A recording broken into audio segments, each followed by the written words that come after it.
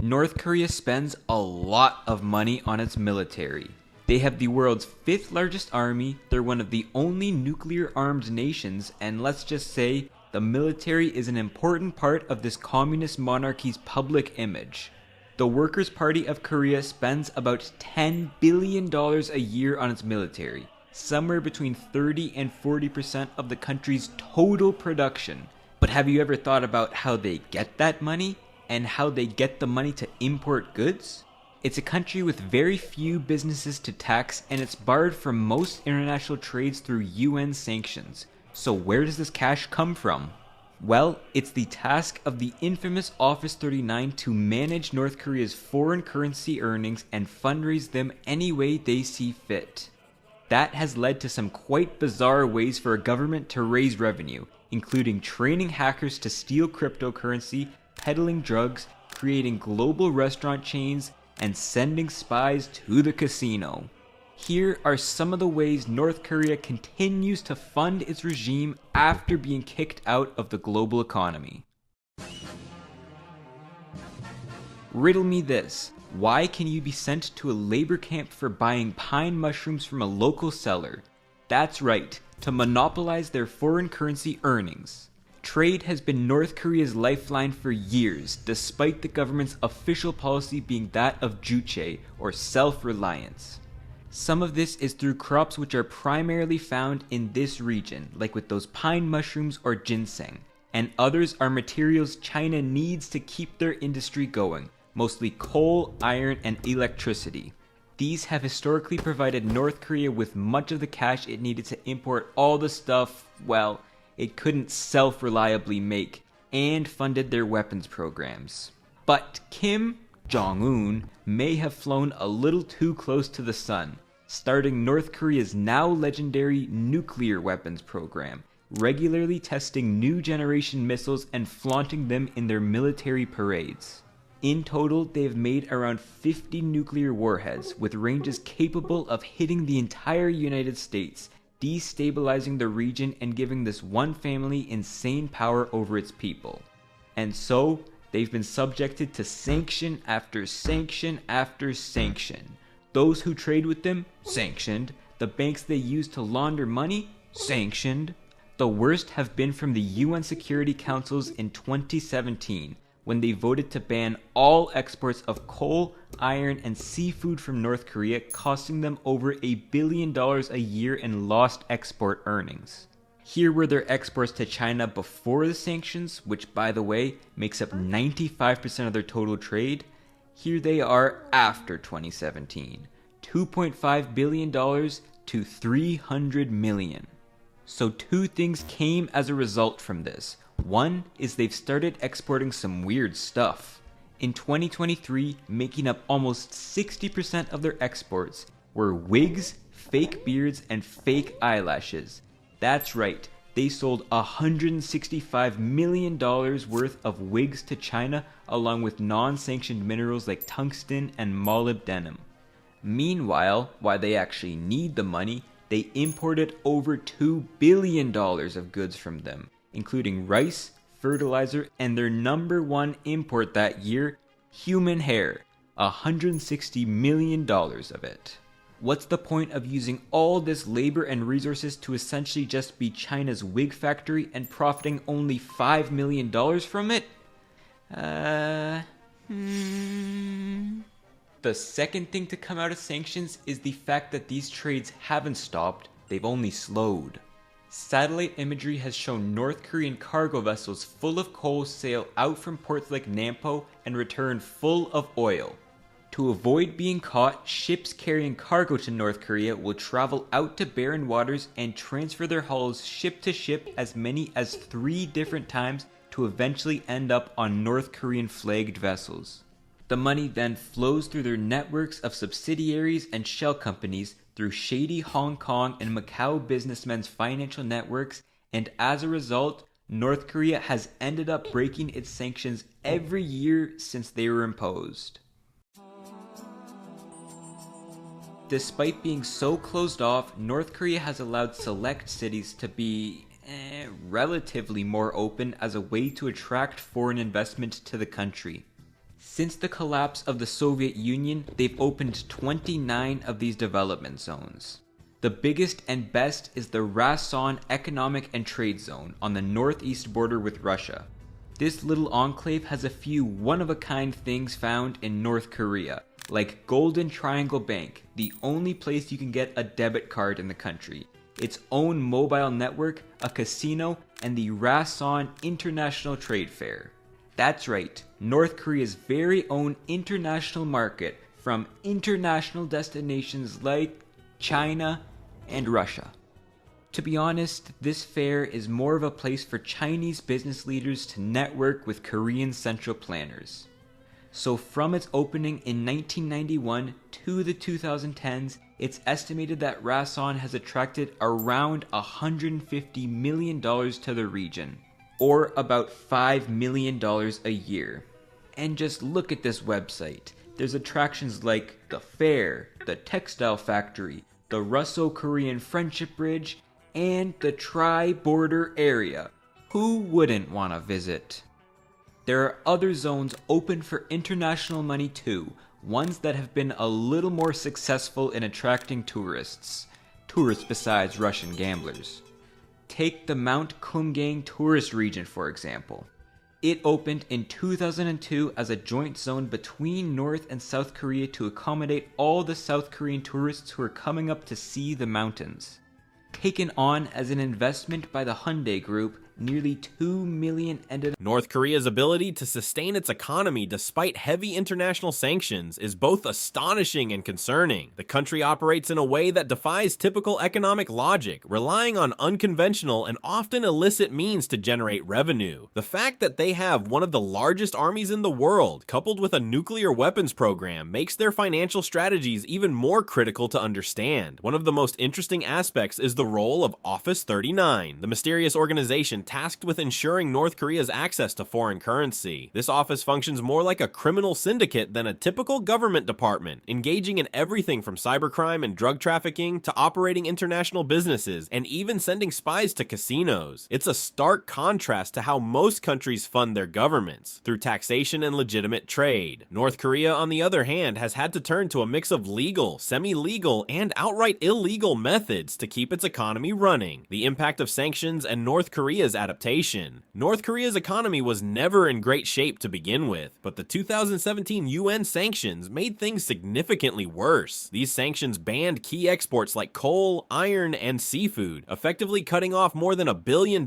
in revenue. Since 95% of North Korea's trade is with China, the impact was devastating. Before sanctions, North Korea was exporting $2.5 billion worth of goods to China. After the sanctions, that number plummeted to just $300 million. However, instead of collapsing, North Korea adapted in unusual ways. One of the most surprising changes was the rise of the wig and fake eyelash industry. By 2023, wigs, fake beards, and fake eyelashes made up 60% of North Korea's total exports, bringing in $165 million.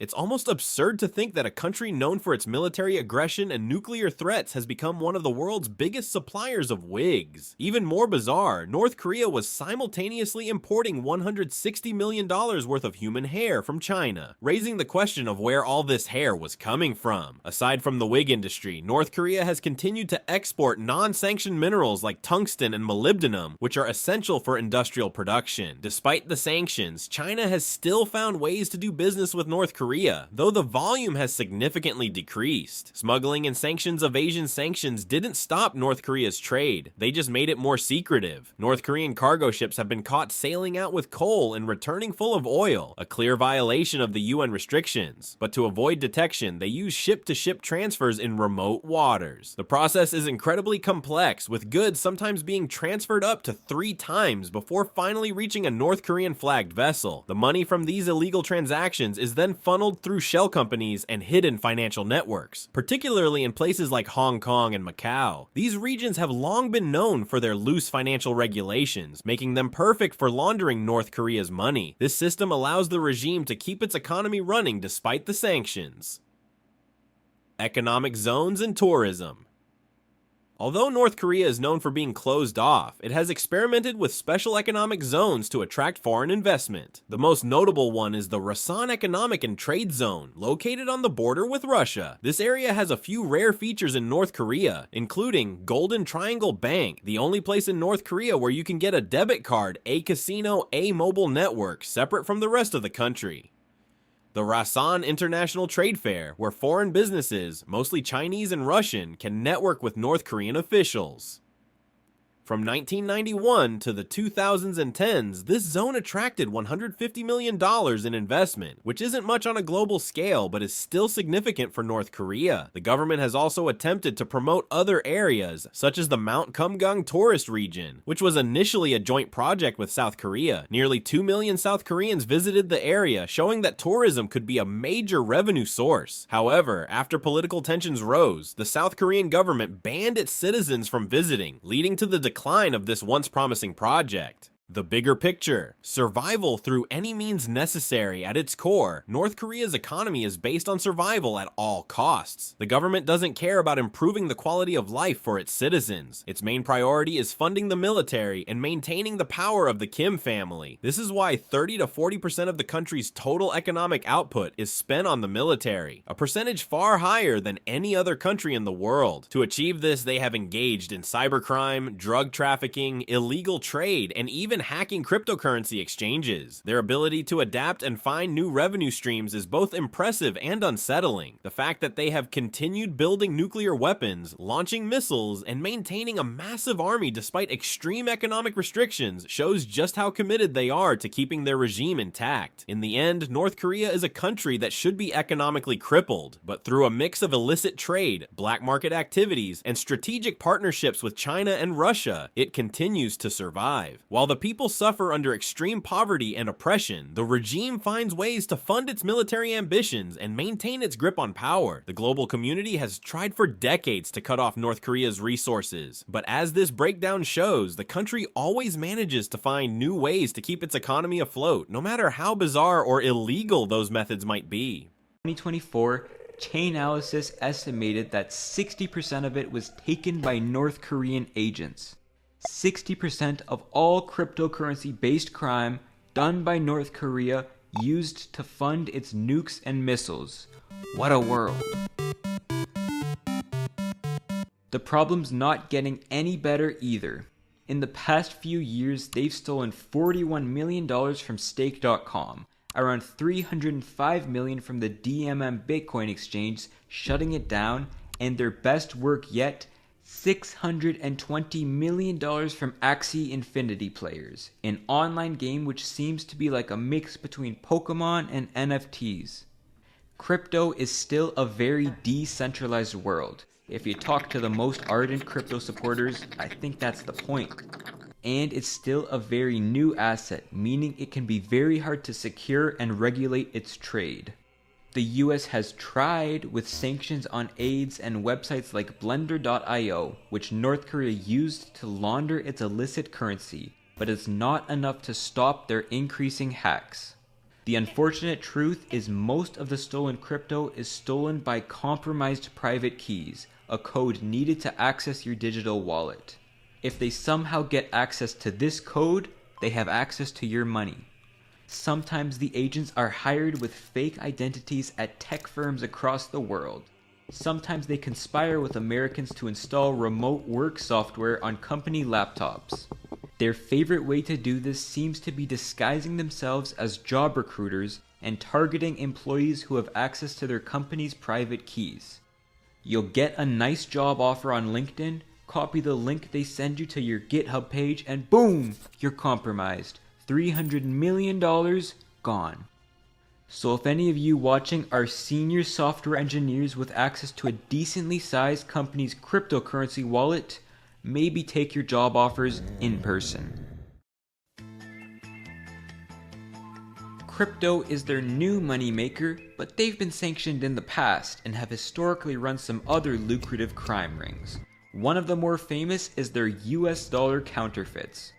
Back in the 80s, North Korea designed and distributed a near-perfect replica of American $100 bills, smuggling them over the border into China. Seniors at the Banco Delta Asia in Macau were complicit in laundering these fake supernotes, with North Korea collecting about $15 to $25 million a year from this scheme. That was enough to help them buy luxuries during the 1980s downturn, but not enough to mess with America's monetary system like they may have hoped. In 1996, the Treasury shut down the operation once and for all by redesigning the $100 bill to prevent future supernotes. So hey, it did get the US government stressing at least a little bit. One State Department official said that if North Korea put the same quality into conventional export goods as they did in replicating the $100 bill, there's no doubt that they could have been an industrial powerhouse by now. What about a narco state? Since the 1970s, many diplomats have been arrested for smuggling and distributing drugs on the streets through North Korean embassies. Diplomatic mail is immune to search and seizure, so they've been suspected to carry drugs like opium and meth, as well as other shady things like guns and gold. To push these, there's been a statewide program to manufacture these drugs and export them for cash. Many embassies even had quotas of how many drugs they needed to sell.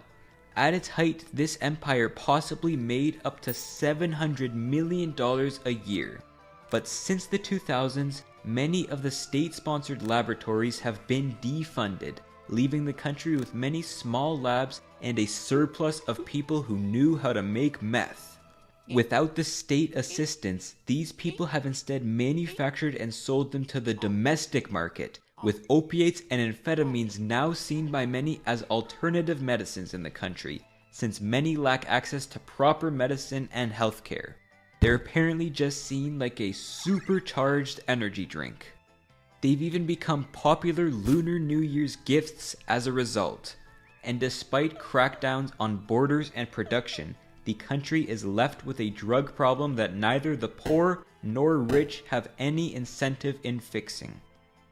The country's also been known to push weapons around. North Korean missiles, guns, and drones have popped up in some very non-Korean areas. But most recently has been their dealing with Russia. After a meeting between Kim and Putin, trade relations have increased between the two countries, with reports of Rason's exporting zone filled with goods. North Korea, one of the world's most isolated and heavily sanctioned nations, has long relied on illicit activities to sustain its economy and fund its regime. Despite international pressure, sanctions, and diplomatic isolation, the country has managed to generate significant revenue through means that range from cybercrime and counterfeiting to drug trafficking and weapon smuggling. These activities have not only kept the Kim regime afloat, but have also posed serious global security threats. The situation becomes even more alarming considering how deeply embedded these operations are in North Korea's government structures, particularly within the shadowy entity known as Office 39. North Korea's economy has been in a dire state for decades, largely due to international sanctions aimed at curbing its nuclear ambitions. Since the collapse of the Soviet Union, one of North Korea's primary economic lifelines, Pyongyang has struggled to maintain a stable economy. Trade restrictions, diplomatic isolation, and poor agricultural policies have further exacerbated its economic woes, forcing the regime to seek alternative sources of revenue. To compensate for these economic shortcomings, North Korea has increasingly relied on black market operations, many of which are overseen by Office 39, a secretive government department responsible for generating foreign currency through both legal and illicit means. This department operates directly under the ruling Kim family and plays a crucial role in financing the country's military and nuclear programs. Sanctions imposed by the United Nations and countries like the United States and South Korea have severely restricted North Korea's ability to trade legally. For instance, the Kaesong Industrial Complex, a joint economic venture between North and South Korea, was shut down in 2016 after Pyongyang conducted a nuclear missile test. The closure of this complex cut off a major source of income, forcing the regime to double down on its illicit activities. The same fate befell the Mount Kumgang Tourist Resort, another joint venture with South Korea, which was officially shut down in 2017. 2024 after North Korea dismantled its facilities. These closures, along with international sanctions on key exports like coal, seafood, and textiles, have left North Korea with limited legitimate revenue streams, making illicit activities even more critical for its survival. In recent years, cybercrime has emerged as North Korea's most profitable illegal business, bringing in billions of dollars annually. The country has developed a highly skilled network of cyber criminals, often referred to as IT warriors, who are trained at elite military schools and sent abroad to work in countries like China, Russia, and Laos. Unlike traditional cyber criminals who act independently, North Korean hackers operate under the direct command of the regime. These cyber warriors are tasked with hacking banks, stealing cryptocurrency, and conducting cyber espionage. Some of the most infamous cyber attacks attributed to North Korea include the 2014 Sony hack in retaliation for the release of the comedy film The Interview, which depicted the assassination of Kim Jong-un. North Korean hackers infiltrated Sony Pictures, leaking confidential emails and documents. This attack, though not financially motivated, demonstrated North Korea's cyber capabilities and willingness to strike at major corporations. Another notorious incident was the 2016 Bangladesh bank heist, one of the most audacious cybercrimes in history, where North Korean hackers infiltrated the Bangladesh Central Bank and attempted to steal nearly $1 billion by manipulating SWIFT transactions. While most of the transactions were blocked, they managed to successfully siphon off $81 million, some of which was laundered through casinos in Macau. Perhaps their most successful cyber heist was the Axie Infinity hack in 2022, where North Korean hackers targeted the blockchain-based game Axie Infinity, stealing a staggering $620 million in cryptocurrency. The stolen funds were laundered through cryptocurrency mixers and likely funneled into the regime's weapons program. According to a UN report, North Korea stole over $1.3 billion in cryptocurrency in 2024 alone, accounting for approximately 60% of all crypto-related cybercrime worldwide. These funds are suspected to have directly financed the country's nuclear weapons program, highlighting the severity of the issue. Long before North Korea became a cybercrime powerhouse, it was notorious for producing counterfeit US dollars, often referred to as superdollars due to their near-perfect quality. Starting in the 1980s, North Korea began printing counterfeit $100 bills that were so sophisticated they could only be detected using advanced forensic techniques. These fake notes were smuggled into China and Macau, where North Korean agents laundered them through various financial institutions, including Banco Delta Asia, a Macau-based bank accused of facilitating North Korean money laundering. At its peak, this counterfeiting operation generated an estimated $15 to $25 million annually, allowing North Korea to finance its import of luxury goods and military equipment. However, the US Treasury eventually responded by redesigning the $100 bill in 1996, making it much harder to counterfeit. This, along with crackdowns on North Korean financial networks, significantly reduced the profitability of its counterfeiting operations, forcing the regime to shift its focus to cybercrime and cryptocurrency theft. North Korea has also been deeply involved in the global drug trade, producing and trafficking large quantities of methamphetamine. Reports indicate that North Korean state-run laboratories have been manufacturing meth since at least the 1990s, with much of it being smuggled into China, Japan, and Southeast Asia. While North Korea initially used drug trafficking as a direct source of government revenue, by the early 2000s, it had also become a means for desperate citizens to make a living. The country's worsening economic conditions led to the rise of independent drug producers who sold meth domestically and across the border. Some reports even suggest that North Korean authorities turned a blind eye to local meth production, as long as bribes were paid. Despite occasional crackdowns, meth production remains a persistent problem, with North Korean-made meth still appearing in drug markets across Asia. Another major source of revenue for North Korea is weapons smuggling. Despite strict international sanctions prohibiting arms sales, Pyongyang has continued to secretly export weapons to conflict zones. North Korean-made rifles, rocket launchers, and missile systems have been found in countries such as Syria, Iran, Myanmar, and even parts of Africa. The regime has been known to use front companies and illicit shipping networks to bypass sanctions, often falsifying cargo documents to conceal the true nature of its shipments. In 2013, a North Korean ship was intercepted in Panama carrying undeclared Cuban weapons hidden beneath sacks of sugar. More recently, North Korea has been accused of supplying Russia with artillery shells for its war in Ukraine, a claim that US and South Korean intelligence agencies have been closely monitoring. The arms trade remains one of Pyongyang's most persistent illicit activities, providing both revenue and strategic leverage in global affairs. The international community has made numerous attempts to curb North Korea's illicit activities, but Pyongyang has proven remarkably adept at evading sanctions. China, North Korea's largest trading partner, has been accused of turning a blind eye to Pyongyang's smuggling operations, allowing goods to flow across the border despite sanctions. Additionally, North Korean cybercriminals have exploited the anonymity of blockchain transactions to launder stolen funds, making it increasingly difficult to track and recover illicit earnings. Efforts to curb North Korea's illicit activities face several challenges. First, the regime has mastered the art of deception, using complex networks of shell companies, third-party intermediaries, and offshore accounts to disguise its financial operations. Second, the country's cyber operations are constantly evolving, making it difficult for international law enforcement agencies to keep up.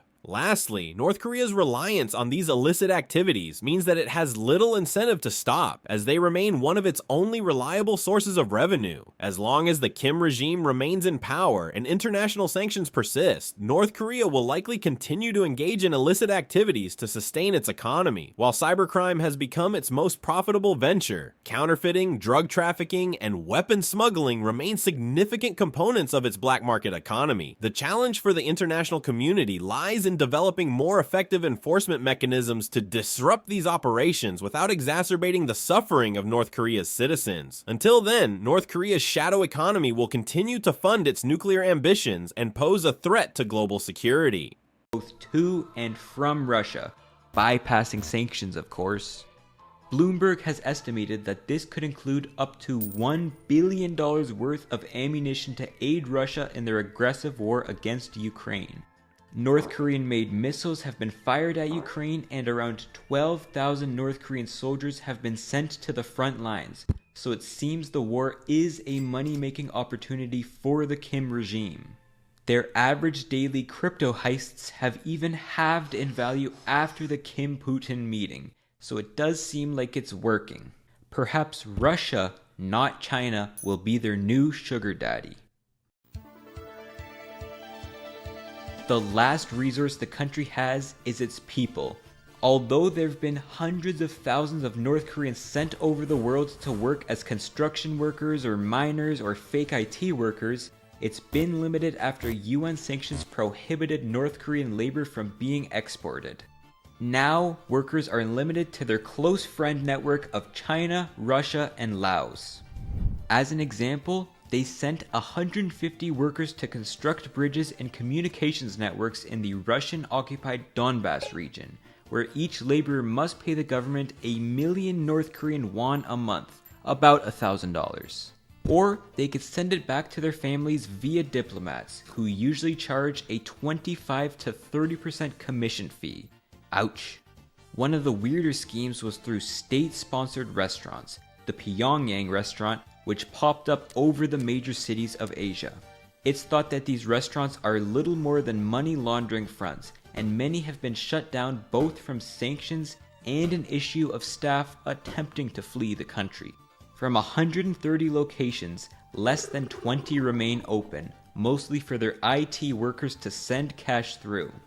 And apparently, so I've heard, the food is not that great. There's one final way the country raises money, but this revenue is not for the regime, it's for the people, through defectors. Around 33,000 refugees have left North Korea, and most of those people are singular defectors who still have their families back home. Through a network of Chinese, South Korean, and North Korean brokers, it is possible to send money home, as around 60% of defectors have reported to do. Smuggled Chinese phones can contact their telecommunications networks, so with the right people involved, a defector can be connected with their family to agree on a sum and have it be transferred through Chinese and South Korean bank accounts. The family then sends a receipt through a photo or video of them with the cash, and the broker takes a hefty cut, up to 50% of the remittance.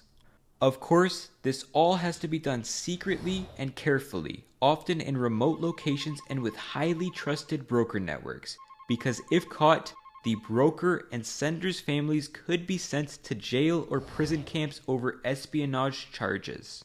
It's one of the greatest tragedies of the regime. While Office 39 agents are tasked with raising billions of dollars of revenue through mainly illegal means to fund the state's weapons programs, ordinary people have to risk their safety just to receive money from their family.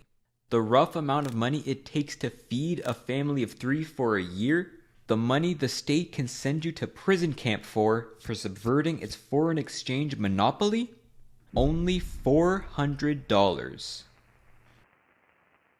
The interaction between North Korea and Russia in the context of the war in Ukraine seems like a strategic yet tragic alignment of interests. The estimated $1 billion worth of ammunition, as well as the sending of North Korean soldiers to the front lines, underscores the extent to which the Kim regime is willing to leverage its resources to fuel global conflict. This connection also highlights how North Korea's financial survival is deeply intertwined with military escalation, where every bullet fired and soldier sent seems to reinforce their power structure. While some may view this as a pragmatic response, it's difficult to ignore the underlying human cost of such decisions. The involvement of North Korean labor in Russia, especially under harsh conditions, further reveals the extreme lengths the regime will go to for financial gain. The tragic reality of families relying on these workers, who are charged exorbitant fees for their remittances, showcases the exploitation of the nation's most vulnerable. The UN sanctions were a vital attempt to stifle this system, yet it persists through clandestine networks. This whole dynamic points to a system where the survival of the regime is built upon the back-breaking labor of its citizens, all while the international community struggles to contain the regime's economic influence. The rise and fall of Pyongyang restaurants across Asia serve as a striking symbol of North Korea's efforts to disguise its financial dealings under a veneer of normalcy. These restaurants, which were likely intended as fronts for money laundering, speak to a deep-seated desperation for revenue generation. The fact that they were forced to shut down in the wake of sanctions and internal unrest speaks volumes about the regime's inability to maintain its operations through legitimate means. In the end, what was once a widespread network of seemingly innocent eateries has become yet another casualty of the global fight against North Korean corruption. Among the most poignant stories are those of the defectors, whose plight transcends the economic suffering of the nation. These individuals risk everything to escape, and in doing so, they also try to bridge the gap between their families back home and the outside world. The financial networks they create through brokers in China and South Korea are a bittersweet form of resistance, as they enable the flow of money and hope into the isolated nation. However, the immense risks involved in this process, including potential imprisonment or worse, reveal the truly high stakes that these individuals are willing to endure. Ultimately, the story of North Korea's economic survival is a story of two stark realities. On the one hand, the state continues to accumulate wealth through illicit activities, pouring funds into its nuclear ambitions and supporting authoritarian power. On the other, the ordinary citizens, who face the most direct consequences of their regime's decisions, are forced to navigate a system of fear, desperation, and sacrifice. The tragic irony lies in the fact that while the state amasses billions, its citizens scrape by with little more than the hope of receiving a few $100s to survive another year. This story is not just about North Korea's financial operations, it's about a global community that continues to grapple with the moral complexities of isolating a nation while its people bear the brunt of international tensions. It's about the stark divide between the state and its people, and the lengths the Kim regime will go to maintain its grip on power. What is clear is that, until the international community finds a way to address both the regime's